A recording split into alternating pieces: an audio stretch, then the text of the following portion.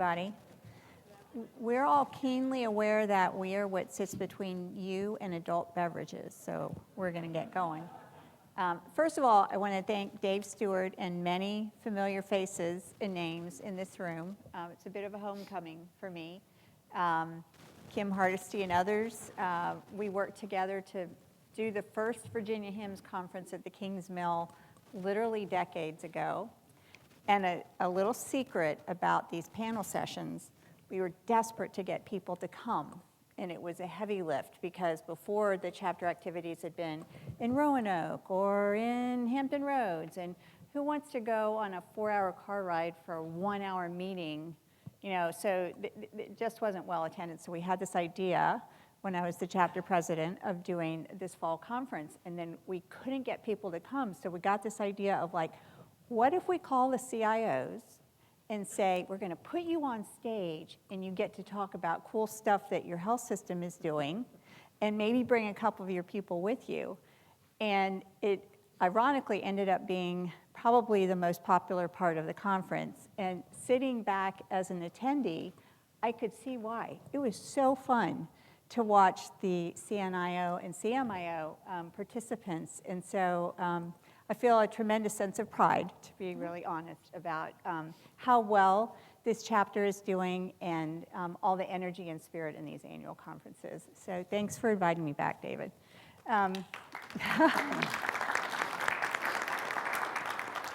Okay, the first thing I'll tell you is I'm a little mystified as to why this is called an emerging leaders panel, because as I've gotten to talk to these folks and getting to know them a little bit, there's nothing emerging about them. They are all, as we heard in your presentation earlier, Dwayne, they are all solid leaders well on their way in their career.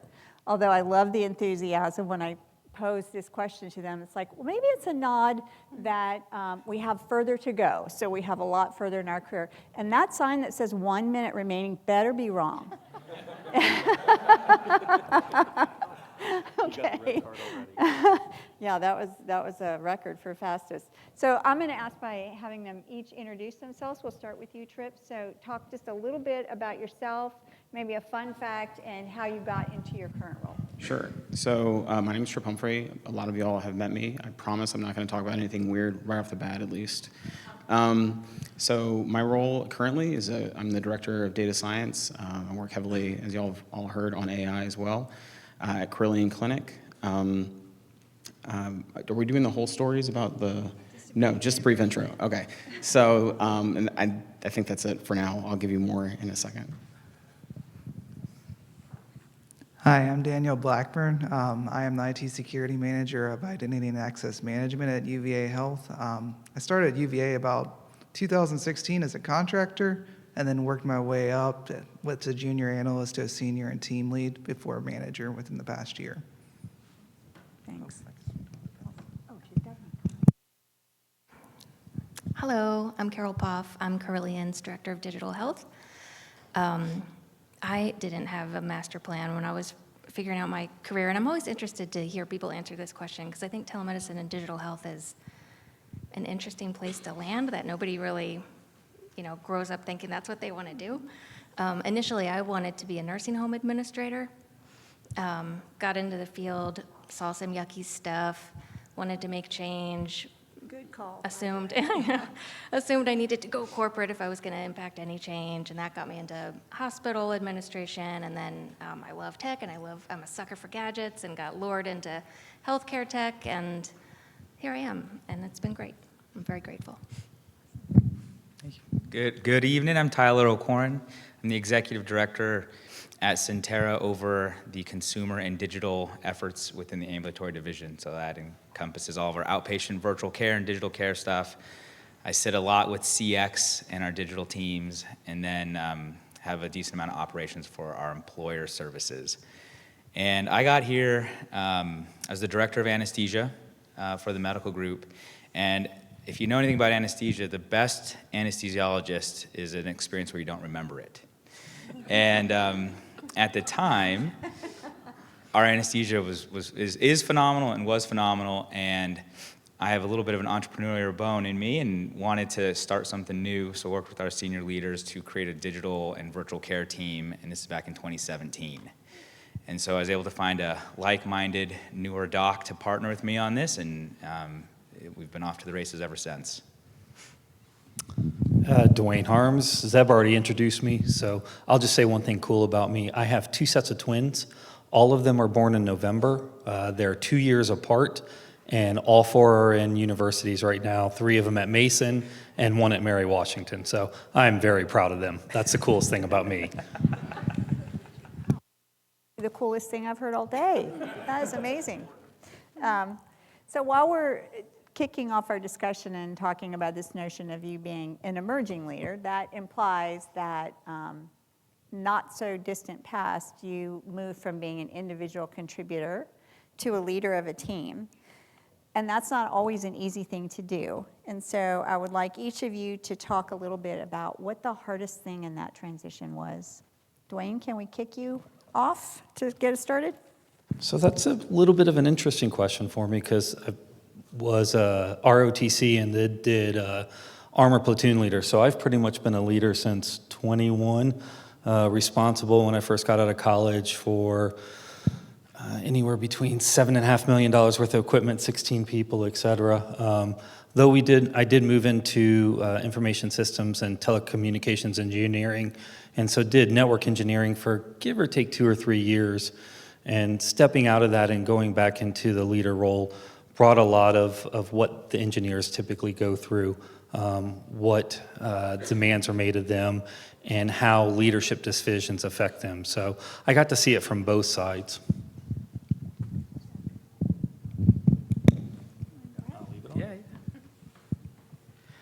I'd say for me, going from an individual contributor to a leader, the most difficult thing would be trusting the analysis that my team is doing and not being in the details of it all the time. And now it's not asking them 10 questions about the analysis they did, but maybe 2 important questions. And that's been an interesting growth opportunity for me, and I see that among other leaders I work with as well. So we want to know everything, but not everything really matters all the time. Yeah, mine's kind of along those lines. It's been hard for me to let go of the feeling that I have to do everything myself, which I still have to resist the urge to do that. We were working on a report. I probably spent, I don't know, maybe 3 hours on this report.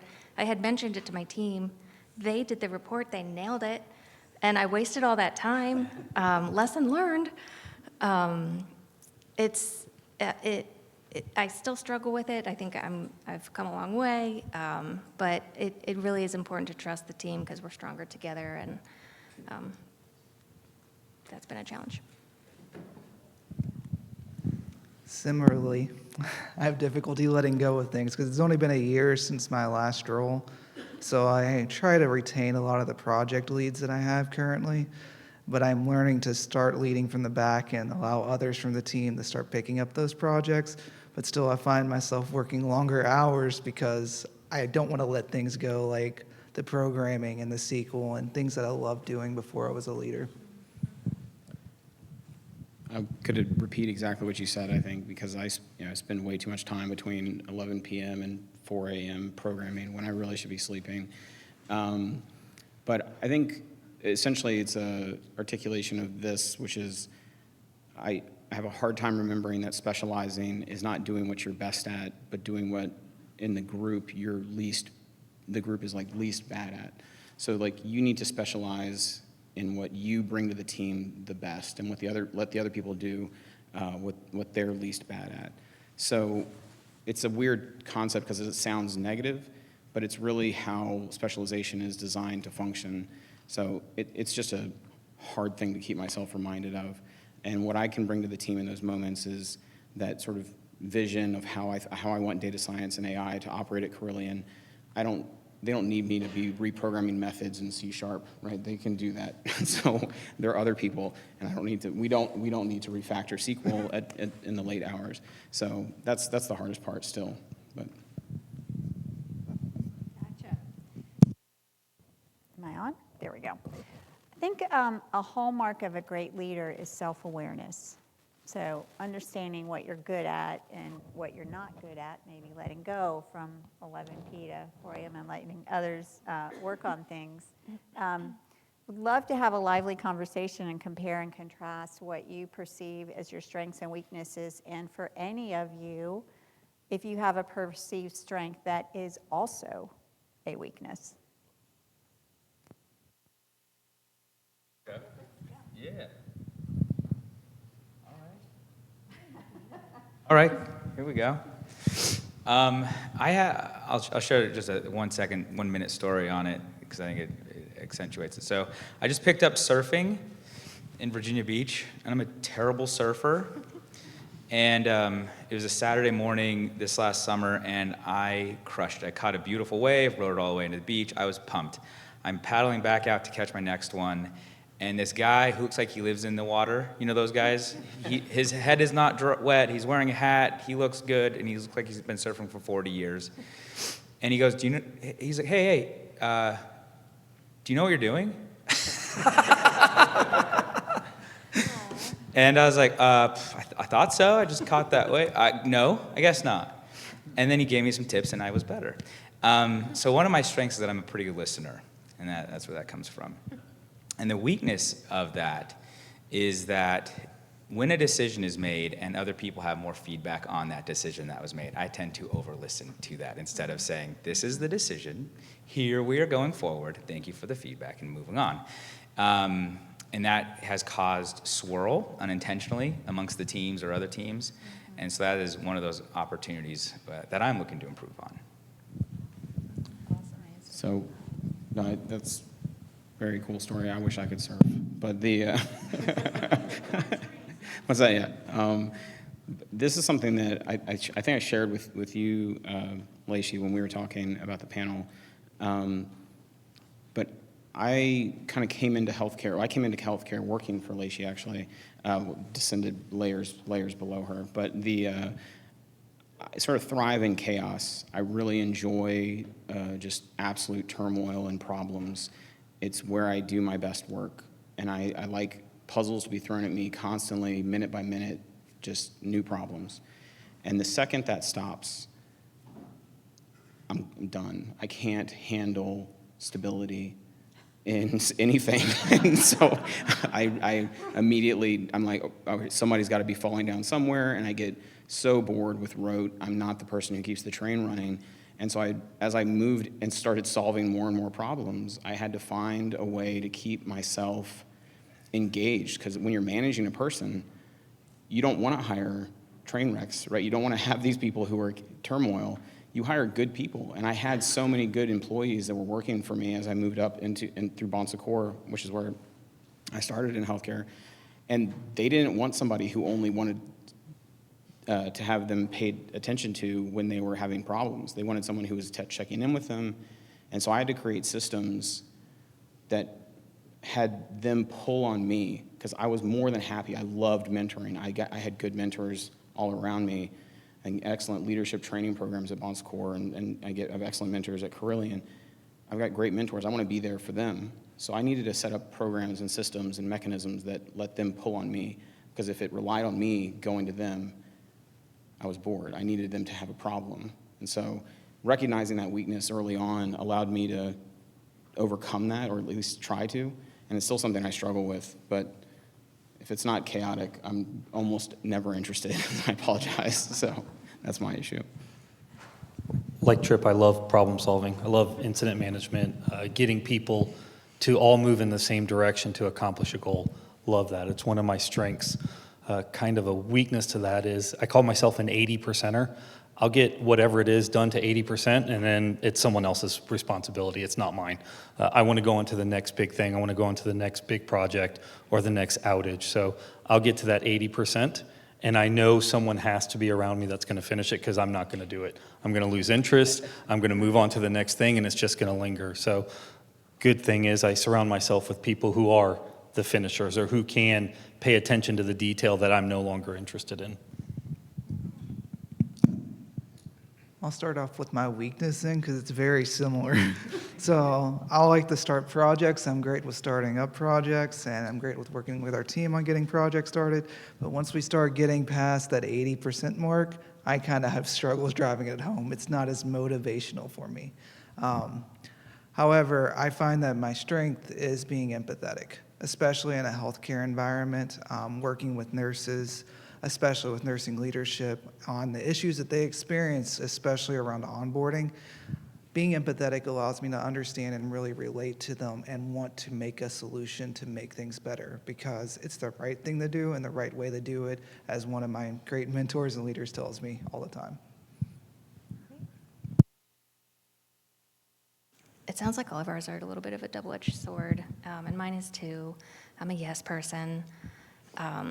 Any idea that comes to the digital health team, it's like, yes, great idea. Sure, you can do this weird thing for this one patient, or sure, you can have this app that's probably not secure. It's hard to say no. I don't want to let anyone down. I don't want to dismiss anyone's idea. I don't want to be the bad guy. That feels terrible.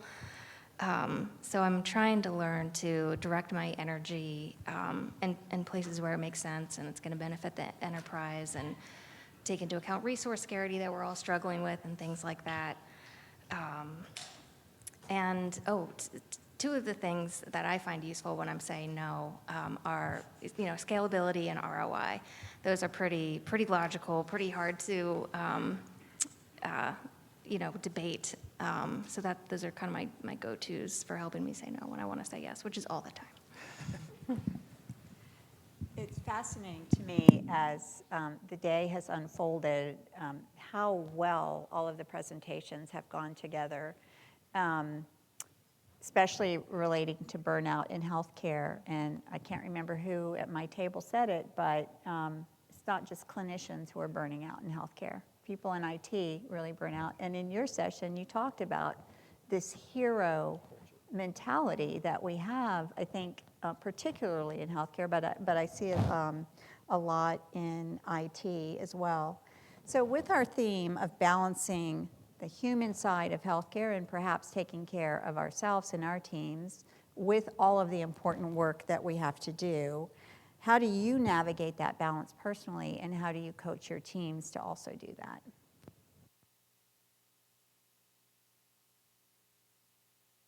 I'll go with you. This is tricky. In my world, everybody wants all the tech right now, but nobody wants the tech if it's getting in the way or if it's slowing you down. And I don't know, we have to be mindful that the tech is a tool, it's not a solution. And so we need to innovate with purpose. And find our guiding light and our true north, which is usually the patient. It needs to be patient-centered and it needs to benefit the whole enterprise. So I think just keeping our eye on the true goal, which is connecting,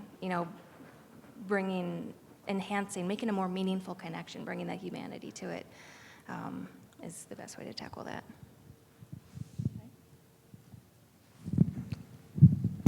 I guess for me, watching our team in particular, our team is relatively small in IT, especially for how large of an organization we support. And I do see from time to time there is some burnout, there's extra overtime and things like that. In order to support the needs of our team, against some team members' better wishes, we look more towards automation. A lot of people are scared of automation. They're worried they're going to be automated out of a job. But of course, expressing that, hey, your job will just change, your role will change. But it reduces the workload over time to allow us not to be burned out as much and focus on the end user experience and the things that are more important than the mundane task that we do day to day.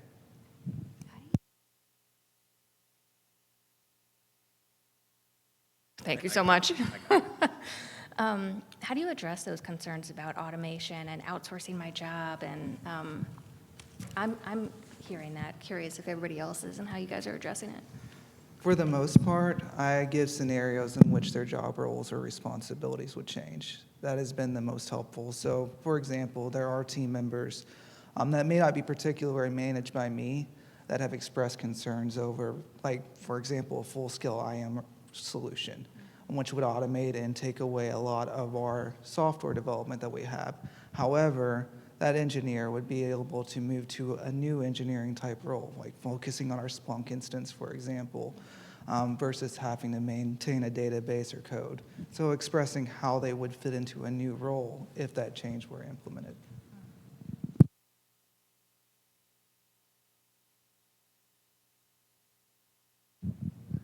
So going back to the question Lacey posed was about the burnout, and I think the presenter was talking about the sorts or the components of burnout as sort of a depersonalization component, and not seeing the value and just the genuine fatigue. So you get fatigue and those other components. And I think there's obvious ways, like don't work between 11 p.m. and 4 a.m. That addresses the fatigue thing. But like beyond that, it's really about attaching the value of the work that we do. I deeply enjoy the work I do, or else I wouldn't do it. I assure you, Dr. Morgan is not cracking a whip at the end to get me to work between those hours. In fact, he's encouraging me not to do it, probably. And so it's that I just really enjoyed working on it. And so I find value in that, and I encourage the teams I work with to find value and purpose and sort of identify the reason they're doing it, tying it either back to the customer they're helping or the patient that they're providing value for. And I think that provides a lot of that shielding against burnout. Now, that doesn't mean they're not tired from the hours. The only way you can do that is just not make them work as much.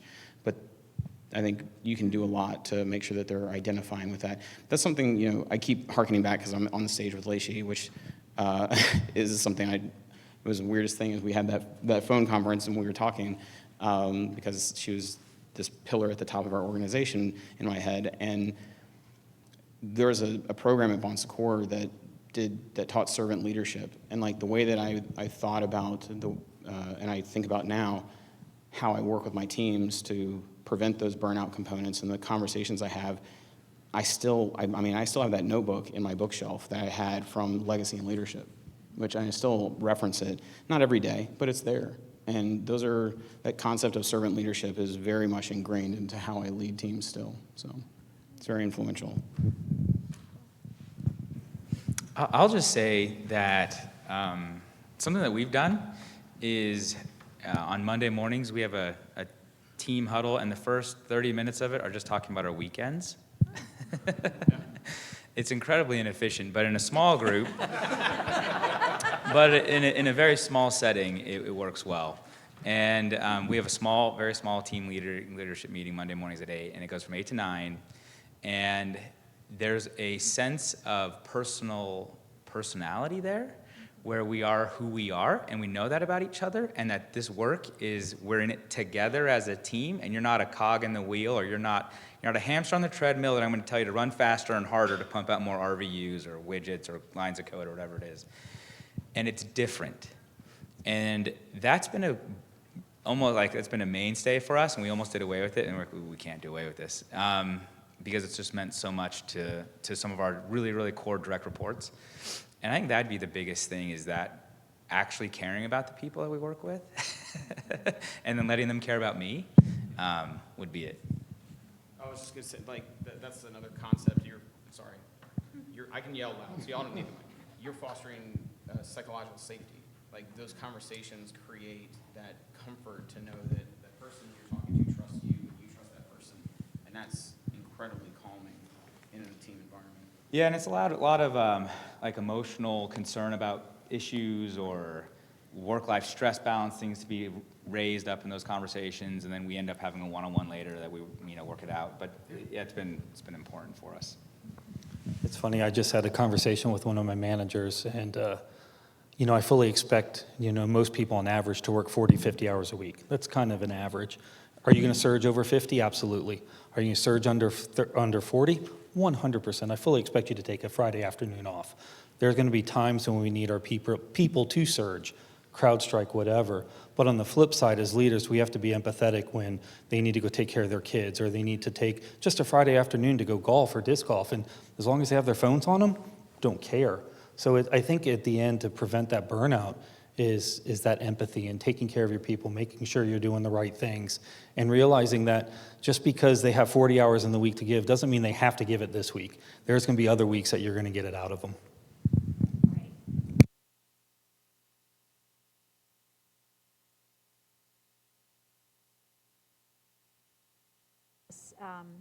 Have had leaders along the way that we admired, or perhaps in some cases, as we grew up under him or her, we thought, I want to make sure I don't show up that way, right? So I want to hear some stories from this group about some of your either great or not so great mentors and what you learned from them and that you try to emulate now. Two perfect examples, one of each. So one of the best bosses I've worked for was actually a micromanager. However, I knew exactly what he expected. On the day-to-day, I knew what I needed to deliver. I knew what things he wanted to report on. I knew what things I had to take care of, and it made my life easier because I knew what he wanted. The flip side of the coin, one of the worst bosses I worked for, at one point in time, he said, he told a joke and I laughed. And he said, "What are you laughing at, Lieutenant?" I'm like, your joke. And the next day, again, in the same type of environment, told a joke again, didn't laugh. And he goes, "Why aren't you laughing at my jokes?" And that wasn't just in communication. That was how he expected his deliverables, or you could never anticipate what he wanted to do. So both sides of the coin on that one. One, you could always anticipate, you knew what he expected. The other one was completely random. And your takeaway from that, what you do? Is to make clear expectations and make it easier for everyone under you to deliver what they need to deliver. All right. I had a boss in college. His name is Andrew Hawes, actually. He works in healthcare IT out in Utah. He's fantastic.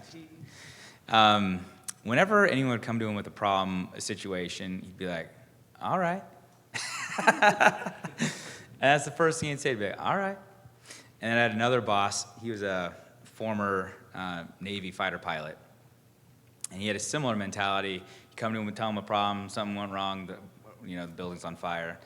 And he'd fiddle with his watch.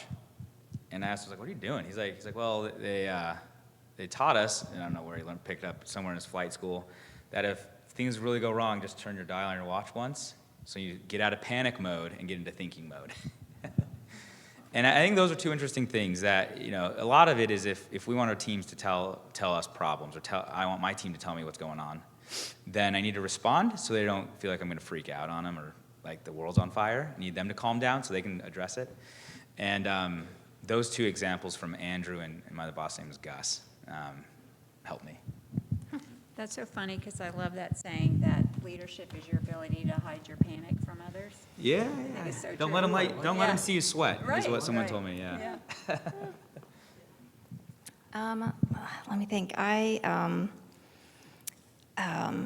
had a boss who was really instilling in me at the time the importance of listening and leadership. I think we sort of, I don't want to say scramble because it's not a scramble. We have thoughtful strategies. But it's not my job to think, to come up with the organization strategy all by myself, and I'm just going to share it with everyone, and they're just going to adopt it and do it. It's about listening. And I was recently reminded of that by Dr. Morgan when we went on a listening tour with some leaders across the system. So, very valuable lesson I've learned about listening and the importance of listening in leadership. One of the worst people that I've worked for had a habit of publicly shaming folks who made mistakes. It was not okay to fail. It was not okay to make a mistake. And I don't think I would ever do that, ever, just even not experiencing that. But I will certainly never do that after experiencing it. Right.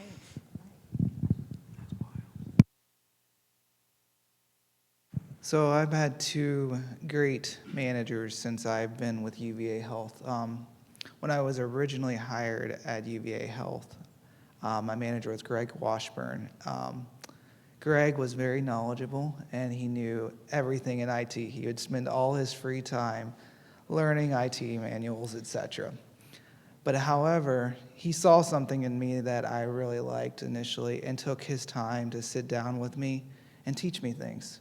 A lot of my SQL background started with him really pushing on that area. He also led the team fantastic, and he was great with other leaders within the organization. However, he might have been a little bit more on the security side of things than allowing things. The other great leader is Erin Drost, who's here today. She mentored me. She was not afraid to call me out on my main weaknesses and also noticed a leadership spark in me that I didn't notice in myself. I didn't even have drive to be in IT originally. I'm a farm boy. However, I just landed in the IT field, and she allowed me to thrive by leading from the back and allowing me to manage projects, and didn't really even check in on me too much. She trusted me enough to carry those on. And what I've learned from that, and I'm trying to do now, is we have some great team members on our team that show leadership potential. And I'm trying to allow them to have opportunities to lead projects, et cetera, so that they can grow like I did. So I worked for several people at Bon Secours as I moved around in the applications area. But I think the one that probably stands out the most, certainly is the most influential to me in how I try and behave now, is Robin Ratchford. So I worked for Robin. He was, I don't know, he worked, I think, at Bon Secours for about 800 years. And it was a long time, 44 years, one of the longest that I knew of. And we could not have been more different, he and I. Very different personalities. He was incredibly measured, calm. He loved things calm. I think that was a good difference between him and I. I remember sitting in a huge conference room with him one time, and he told me, he says, sometimes I like to talk last. And it was just him and me. And I thought that was such an interesting comment. And we hadn't just come from a meeting. We weren't about to go to a meeting. And he was just sharing a tidbit of information. But I was like, yeah? And he's like, yeah, it's just sometimes as we're going through these calls, the vendors and everybody's talking, and he says, I just think it's more influential and helpful to sort of help folks summarize their thoughts. And he was just such a smart, well-mannered, methodical man that just like, it was the calmness that he brought to those conversations. And I'm such an excitable, passionate, fast-moving person. I was like, I need to remember to wait and talk last. And I think the other thing he did that I really think about all the time is when I first joined his team, he was on the enterprise team, which was positioned out of Marysville, Maryland, and I worked here in Richmond, or up in Richmond. I always forget where I am. So in Richmond. He invited me up to Marysville for not really a good reason, to be honest. I don't know if you approved the travel, but I went up there, and he just introduced me to everybody.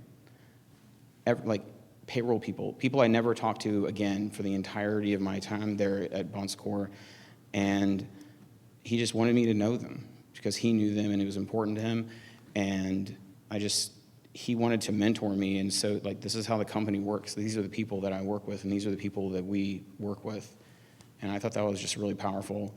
And the whole time I was thinking like, why is he doing this? And then as I got to know him more, I was like, he just cares about people. And so I try and think about that now as I meet people, and I really care about people, and I try and mentor people when I find them. I think the story you had about mentoring is a really important one. So I think mentoring and talking last, which you just let me do again, so thanks.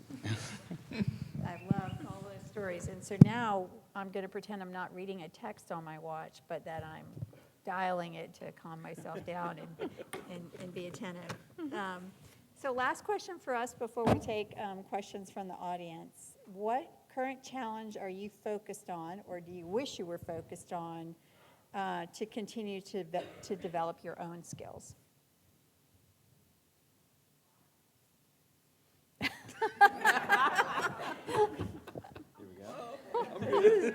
I wasn't intended to be a hot potato. Take it, sir. Go for it, bud. So for me, I'll just relate to something we're experiencing currently with UVA Health, and it'll also help me grow and help my team grow, as well as improve operations. Currently, onboarding processes for nurses in particular are very cumbersome. I think that if we outline this whole process, you're probably looking at 20 plus steps, probably from an IT perspective. Nursing leadership has partnered with me and our team over the last, I'd say, 3 or so months, and we've come up with solutions to be able to improve that. However, one of the most eye-opening aspects was I've been really against an IAM solution and continuing use of our homegrown solutions, but listening to the needs of our onboarding processes, I really think that going away from homegrown into maybe more of an IAM realm is the best solution long-term. Even though it may not feel the greatest for our team initially, I think overall it'd be great for our onboarding processes. Because to be honest, I've heard horror stories of nurses walking out like on day one, and we don't want to see that. We want nurses to be happy when they onboard so that the patients have a happy experience. Well, if misery loves company, I know this is a hill.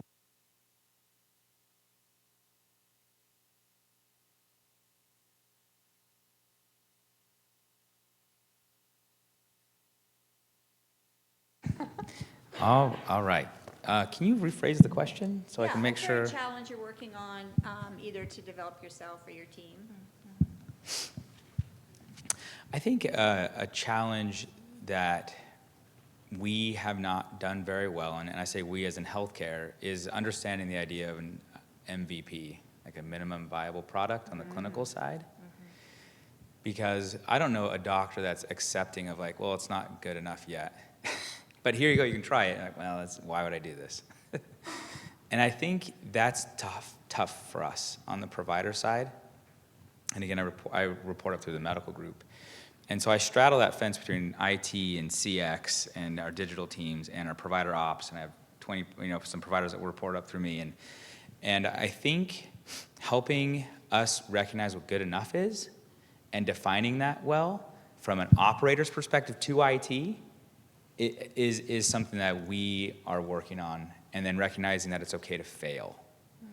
We had an executive who said, fail forward fast, and no one ever liked to fail. We just like to move forward fast. and so those are the things that I think we are, for the teams that I report, that I have responsibility for, that we're working on, and to do a better job of those things. I cannot resist a follow-up question. Did Yeah. you find during the pandemic that there was more grace to go out with an imperfect product, but it was helpful, or solution, whatever, but it was helpful, and we were so desperate for solutions that they were more willing to accept something that was less than perfect? 100%. Yeah. Both on the clinical side and the IT side. I had worked, without exaggerating, a year with our IT folks to develop a training program to implement virtual care with our providers in 2019, and we got it down to 12 weeks. It was a 12-week implementation to go live with one doctor to do virtual care. Well, in about 3 days, we skinnied it down to 6 hours. And then we skinnied it down to a 1-hour webinar. And then, so like, that's nice. And then on the clinical side, the cardiologists were like, Tyler, this is great, man. Let's do more of it. And I've got some new ideas for you. And I was like, woohoo. And then we implemented some of their new ideas in about 4 days. And that was fantastic. And I miss those days. I know. It feels like heresy to say it, but there were. Yeah, I mean, it was phenomenal. Yeah. What good we were able to do so quickly, and there hasn't been any negative repercussion of it, like security breaches or clinical failures or anything like that. So I think we could learn a little bit more from that time. We had a similar experience with, so I think it was the Signals group out of Penn Medicine released the Chime tool, which I'm sure a lot of you used. Yeah, so we were able to spin that up in a matter of hours to maybe a day or two and start using it. And there are literally hundreds, if not thousands, of projects similar to that of much higher value, I would argue. Maybe not at the time. That was very useful. That we could do now. We could do it every day. We could keep doing that for months on end. You could set up a whole department that does nothing but deploy those sort of open source tools, and there's just not that same sort of focus of purpose and buy-in because there's not that concentrated trust around that. So it's a shame. Like you said, it feels wrong to say it, but COVID gave us that focus and purpose to do those things. So to talk anymore about something else. I was going to, but he was literally reaching. Ready to roll? No. Okay. So something I'm working on. Well, at the moment, and I guess this is a little sad, but so last year I had 2 team members, and they've both been snagged away by other lucrative positions, and so I'm all alone at the moment in my data science team trying to restaff. So I am trying to do that. But I would say organizationally, what I'm doing is trying to encourage, I think it was you that said the MVP or the MVP solution. That is a concept that is very, very important in data. It's very important in IT, but is of paramount importance in AI. And that's the only way we can keep up. And I think I was on stage last year after my diatribe about nuclear energy. I eventually made it to the point of, which I don't think Lacey knows about, but I'll have to bring her up to speed. The point was that we can't get bogged down in governance, and we are working on governance. I don't know where Mike is, but I assure you we're also pushing on the technology to get deployed. But a lot of it has to do with the foundational components. And I'll talk a little bit about this tomorrow in the panel with the gentleman from UNOS. But you've got to build this foundation of governance. You've got to build this foundation of architecture to be able to support those things. And that requires a lot of collaboration with those other teams. And so a lot of what I'm doing to enable the team is build those relationships and get that, not only that trust, and I don't want to go off on a diatribe about this, but I'm generally an extroverted person. If you haven't talked to me yet, I'll probably talk your ear off as much as you want. I have no problem talking. I love to talk, but my successor or my predecessor might not have had the same skill sets. And so having that trust is not going to be something that they can always build. So we have to build systems that allow people in our positions to function without that same sort of charismatic enablement. So that's another thing. As I'm setting up these bridges, I have to do it in such a way that allows people that don't necessarily have that same level of chattiness to get the same work done, because it's equally important, regardless of how charismatic they might be. So. It's funny you mentioned governance, because that's exactly what we're kind of working on, is policies, procedures, standard operating procedures. I've seen over 20 years in infrastructure that most engineers, most administrators want to keep the lights on or fix whatever's broken. Very rarely do they care about documentation or policies and procedures. So kind of growing the team, we're trying to document more, get more policies in place, more standard operating procedures. And then from a personal note, I have been debating over the last 6 months to go back and get a PhD in organizational and strategic leadership. Do it.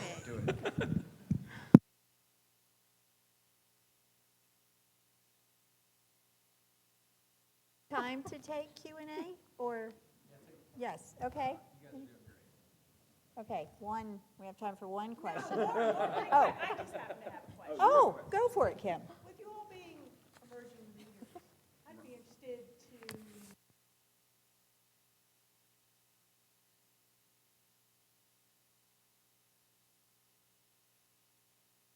A big wave, right? I'm glad I gave it away. Well, Dwayne's goal is to get a PhD. Oh, no. 10 years is an eternity from now. I have no idea. But do you see yourself advancing in the next role, or do you see you in the CX position? Yes, I think, digital health at Carillion, it largely started out as a response to COVID and has since sort of evolved and matured. And I think we're getting to a place now where it's trying to figure out, where does this team fit, who owns what, who's supporting, who's owning. So I hope to evolve with the team as it evolves. Yeah. I'm just learning to know who I'm going to be working for in the future. So.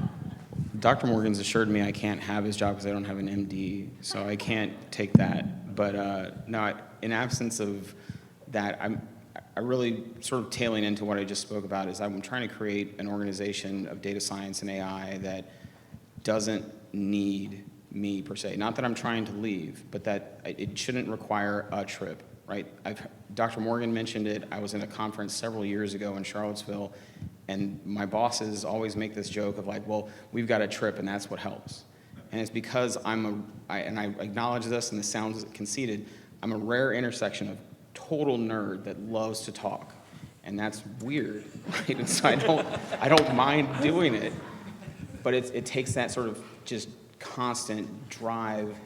Plus, I know enough to be able to get in the situation, and I also came from a strong IT background. But it shouldn't take that.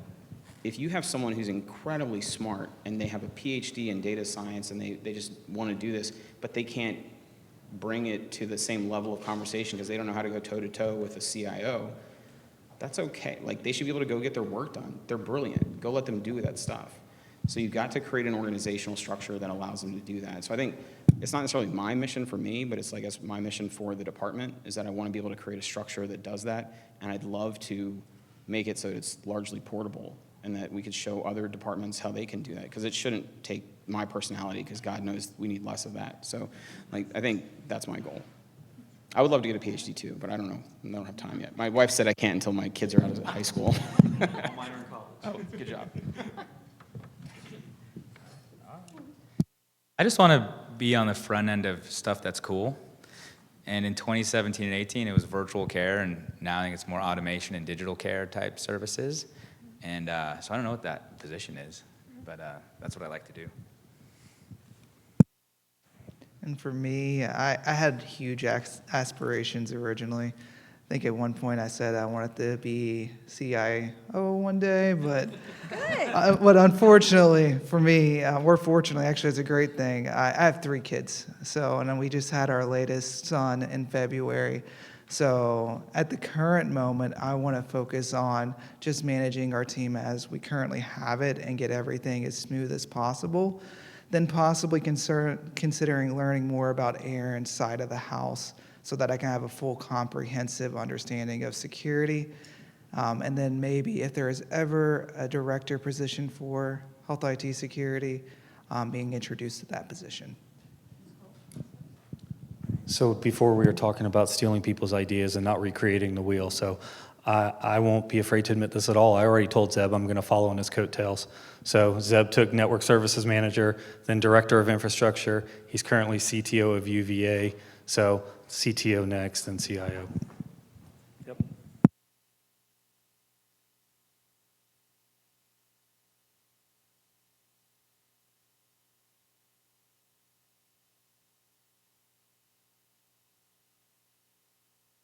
Nope. I'll say at first it did. Like, to get it started, I was able to go to get my master's degree, and then as I got busier and busier, I would agree with Tyler, right? I just didn't have time to do that. I would love to go back and get a PhD, all joking aside, and it's just a matter of which focus I want to do right now. I think at this point it's largely, for me, the PhD would be, not for the career.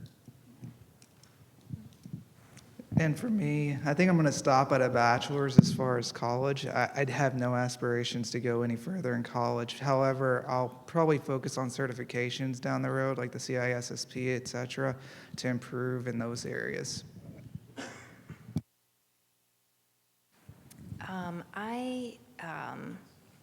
I don't have any plans to do any additional education. I actually went back to school a couple years ago for a second master's for a career change.